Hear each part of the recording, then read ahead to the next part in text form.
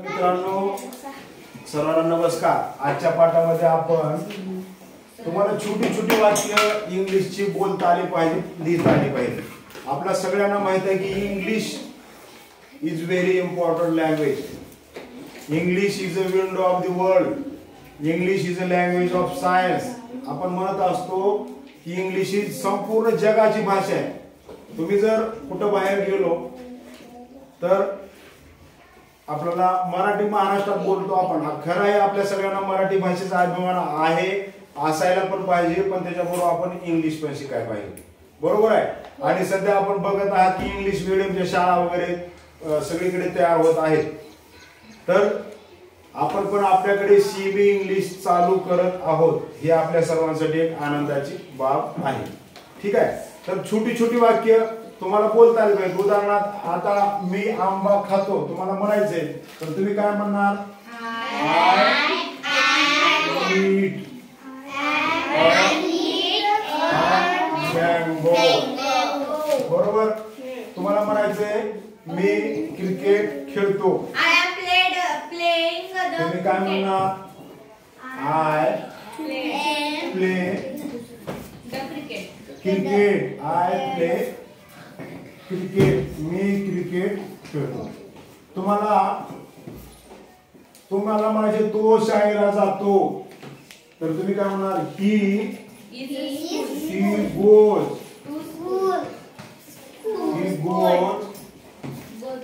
Goes म्हणजे तर गोचा गोला येस प्रत्यय लागतो, कारण करता काय ही आहे तो तृतीय पुरुषी एकवचनी आहे। ही, सी आणि इट हे तीन कर्ते असे आहेत की त्याला आपण तृतीय पुरुषी आणि एकवचनी म्हणतो, तर त्याच्या पुढे क्रियापदाला एस किंवा ईएस प्रत्यय लागत असतो। He goes to school. पहा ही सगळे वाक्य आपण कशाचे आहेत? I eat mango, I play cricket, he goes to school. आता आपण इथे सी देऊया, सी राइट्स देऊया आपण, सी राइट्स अ लेटर, ती पत्र लिहिते, सी राइट्स अ लेटर, ठीक आहे। ही वाक्य होतं आय ईट मँगो। काय रे? आय ईट मँगो म्हणजे मी आंबा खातो, बरोबर आहे। आणि आय प्ले क्रिकेट म्हणजे मी क्रिकेट खेळतो, बरोबर। त्याच्यानंतर ही गोज टू स्कूल, तो शाळेला जातो, ही गोज टू स्कूल, तो शाळेला जातो, बरोबर। आणि सी राइट्स अ लेटर म्हणजे ती पत्र लिहिते, बरोबर। ही सगळे वाक्य सोपे आहेत। ह्याला सिंपल प्रेझेंट टेन्स म्हणतात। ह्याला काय म्हणतात? Simple present tense. म्हणजे ह्याच्यामध्ये हा कर्ता असतो, त्यानंतर वर्ब वर व्ह्यू क्रियापद पहिलं रूप असतं आणि ऑब्जेक्ट असतं, ऑब्जेक्ट। इंग्लिश मध्ये काय असतं? क्रियापद हे मध्यभागी येतं, ईट, प्ले, गोज, राइट्स हे कुठे येतं? मध्ये असतं। आणि मराठीमध्ये क्रियापद शेवटी राहतं, खातो, मी आंबा खातो, मी गावाला जातो, ही एक ह्याचा मधला फरक तुम्ही लक्षात घ्या। आता ह्याचं जर सिंपल प्रेझेंट टेन्स जर आपला सिंपल पास्ट टेन्स मध्ये म्हणायचं असेल, मी आंबा खाल्ला असं आपला म्हणायचं आहे। मी आंबा खाल्ला, खातोचं काय झालं? खाल्ला करायचंय, तर काय होईल इथं? आणि मी आंबा खाईन, हे भविष्य काय रूप आहे? मी आंबा खाईन, त्याचं काय होईल सांग? ही भविष्य काळात जाते, मी आंबा खाल्ला, ह्याचं भूतकाळ रूप काय दिलं होतं?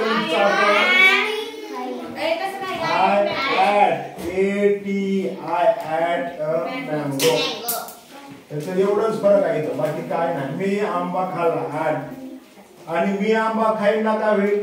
आय येस अगोदर झालं, मी आंबा खाईनचं काय होईल? I shall eat mango. ह्या 3 वाक्यामध्ये काय फरक दिसला कोण सांगितलं तुम्हाला? मी इथं वाक्य लिहिले I eat a mango, I ate a mango आणि I shall eat a mango. हा उभा राहून सांगशील ती काय फरक आहे? तिथं म्हणजे ईट आहे आणि त्याच्या दुसऱ्या नंबरला म्हणजे ॲट आहे आणि हा इथं ईट आहे, तिथे ॲट आहे आणि इथं शाल वाढलं. म्हणजे तुम्ही लक्षात आलं असेल तुम्हाला इथं क्रियापदाचं पहिलं रूप आलंय, इथं क्रियापदाचं दुसरं रूप आहे, इथं क्रियापदाचं पहिलंच रूप आहे पण त्याच्या अगोदर शाल किंवा विल येतं. हे भविष्य काळामध्ये ह्याचं तुम्हाला सूत्र द्यायचं म्हणलं ना, त्याच्यामध्ये इथं सब्जेक्ट असतो, शाल किंवा विल असतं आणि क्रियापदाचं पहिलंच रूप असतं आणि ऑब्जेक्ट येतं. ही सूत्र आहे. सूत्र वगैरे ही पुढची गोष्ट आहे पण तुम्ही छोटे छोटे वाक्य असे बोलायला शिकू शकता. हा आय ॲट अ मँगो. आता आय प्ले क्रिकेट च काय होईल मग भूतकाळ रूप? मी क्रिकेट खेळतो. आता ह्याचं भूतकाळ काय होणार? मी क्रिकेट खेळलो. परत भविष्य काळात काय होईल? मी क्रिकेट खेळेन. बरोबर. मग आय प्ले आहे तर ह्याचं भूतकाळ रूप काय असेल प्लेचं? बरं प्लेचं भूतकाळ बरोबर I played PLAYD I played cricket. बरोबर. हा शाल घ्यायचा. हा विल कुठं? आय आणि उईच्या पुढे शक्यतो आपण शाल घेतो. इतर ठिकाणी will. I shall play cricket. Played नाही, I shall play cricket. Okay ही पण तुम्हाला आता समजलं आहे. आता he goes to school. Go झालं बरं का, इथं गो होतं तर गो झाला तर ही काय येईल? गोचं भूतकाळ रूप काय? गोचं भूतकाळ. गोचा भूतकाळ काय होतो?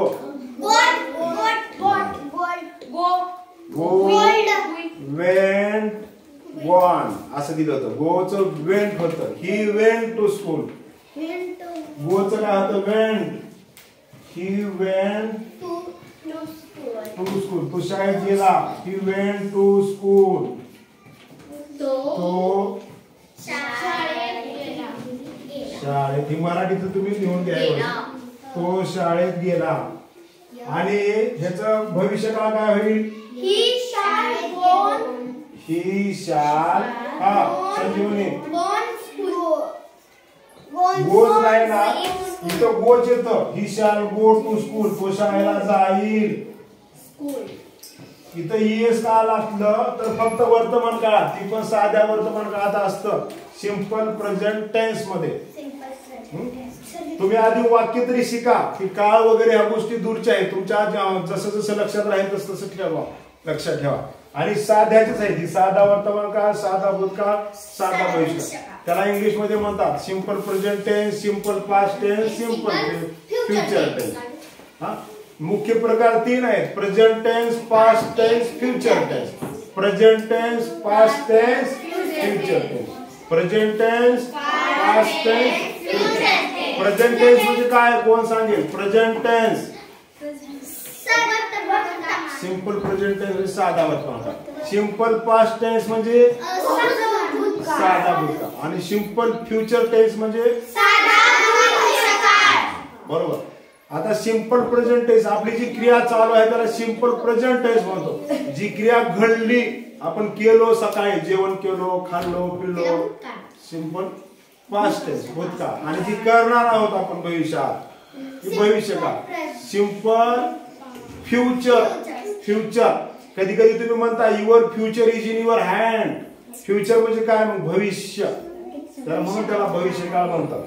ठीक आहे. आता मी इथं आय घेतलं, तुम्ही उई घेऊ शकता, उई इट अ मँगो, किंवा दे घेऊ शकता, दे इट अ मँगो. अशा पद्धतीने कितीतरी वाक्य तयार होतात. आय ॲट अ मँगो, तर तुम्ही वी ॲट अ मँगो करू शकता, दे ॲट अ मँगो करू शकता, सी ॲट अ मँगो करू शकता, ती खाते.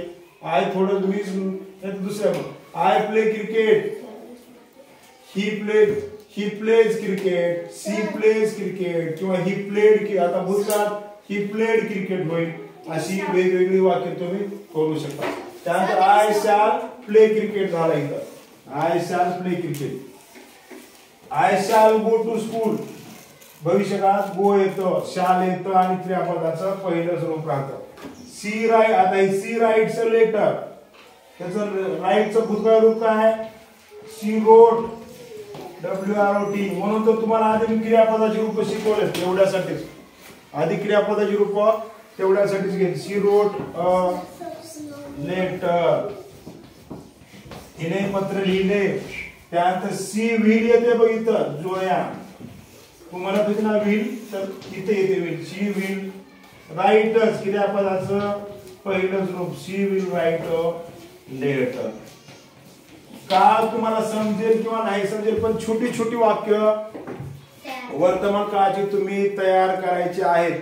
छोटी छोटी वाक्य वर्तमानाची. उदाहरणार्थ I play cricket, I go to school, I write a letter.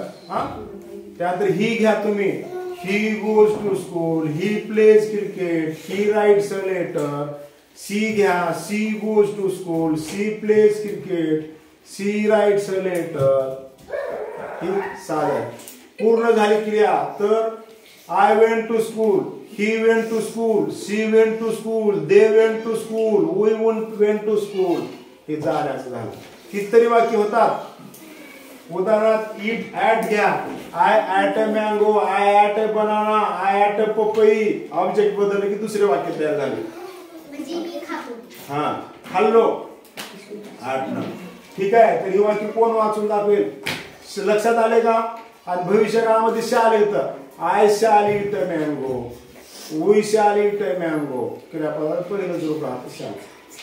हिच्या पुढे will, he will eat, she will eat, they will eat. या कोण वाचतंय? जोया ये.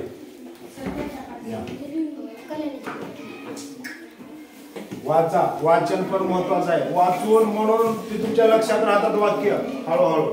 हा,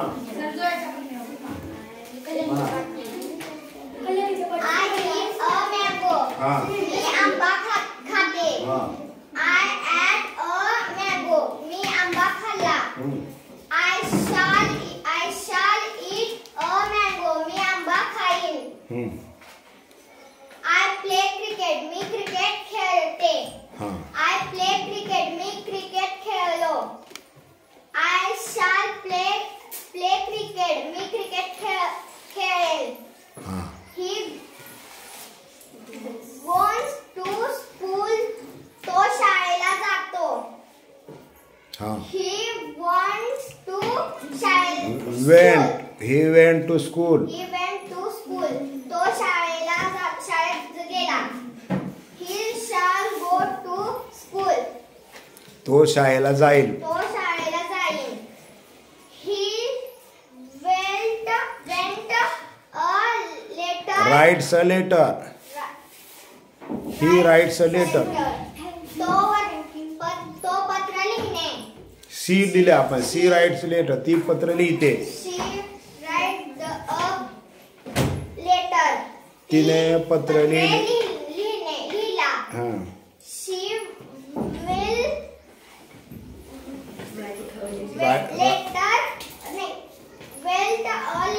C will write a letter. ती पत्र लिहिल. चला आणखीन कोण वाचतंय? या Sridevi.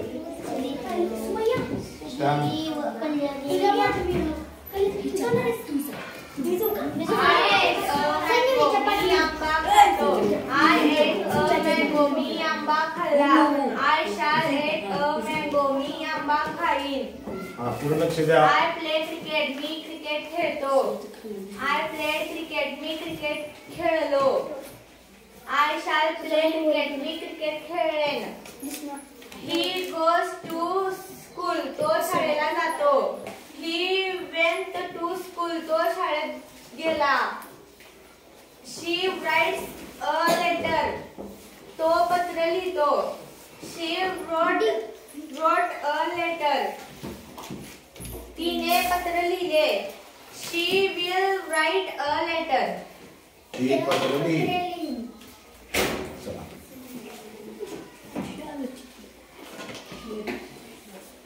I eat a mango. मी आंबा खातो.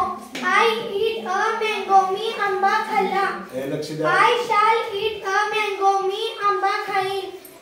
I play cricket. मी क्रिकेट खेळतो. I played cricket. Cricketed. मी क्रिकेट खेळलो.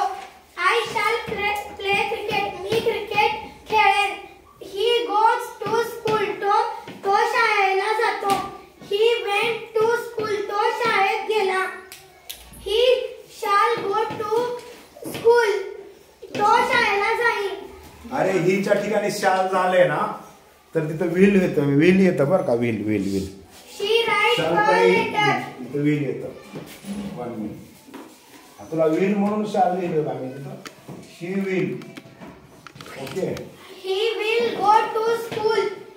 She writes a letter. ती पत्र लिहिते. She writes a letter. Wrote. She wrote a letter म्हणायचं. Wrote. She wrote a letter. तिने पत्र लिहिले. She will write a letter. ती पत्र लिहिते. ओके. हा जा. स्टँडला सांभाळू ना.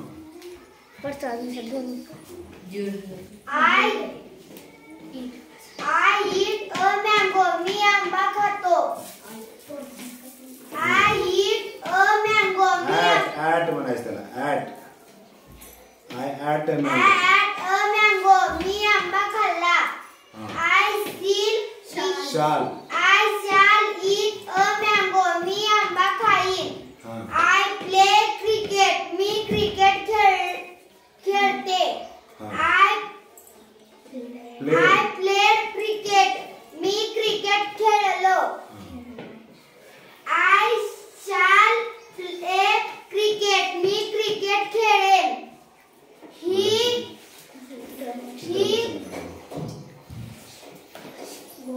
He go to school. तो शाळेला जातो. He went to school. तो शाळेत गेला. He will go to school. हा. She wrote a she writes a letter. She wrote a letter. ती पत्र लिहिते. She wrote a letter. तिने पत्र लिहिले. She will write a letter. ती पत्र लिहिले. लिहिल. राणी. I eat a mango. मी आंबा खातो.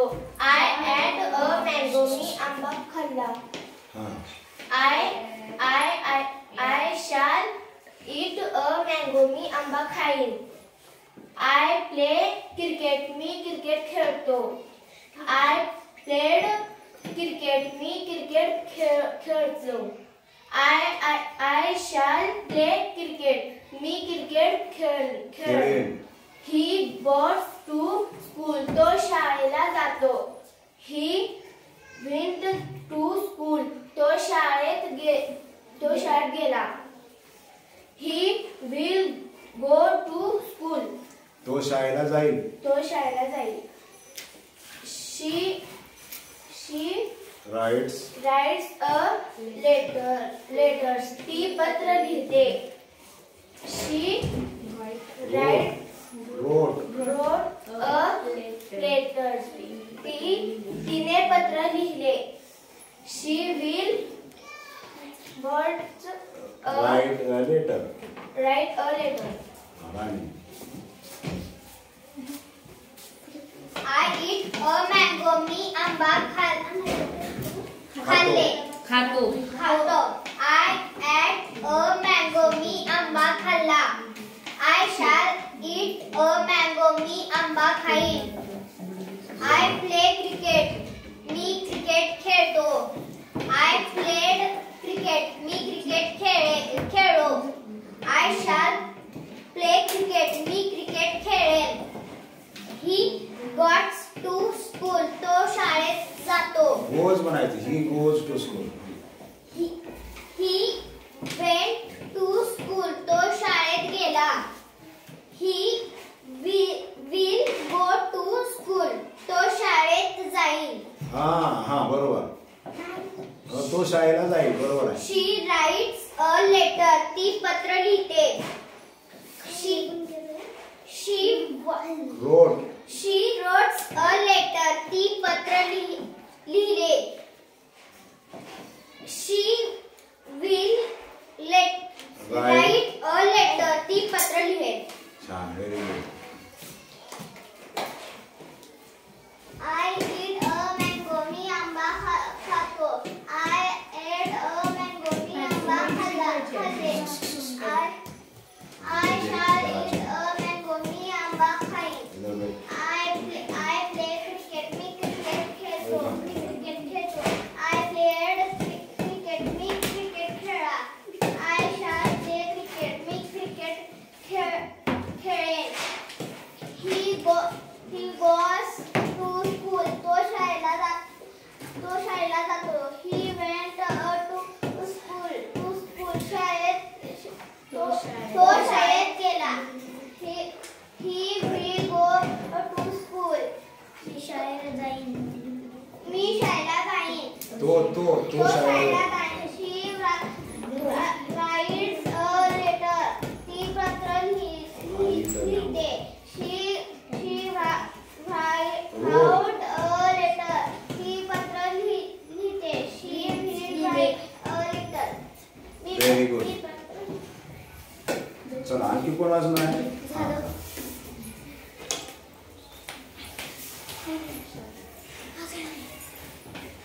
I eat a mango. मी आंबा खातो.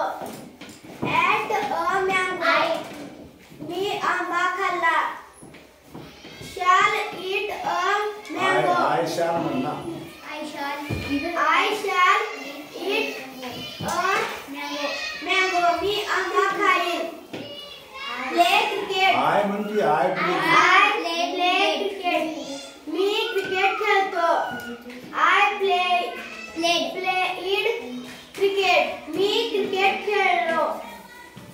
I shall play cricket. मी क्रिकेट खेळेन. He goes to school. तो शाळेला जातो. He went to school. तो शाळेत गेला.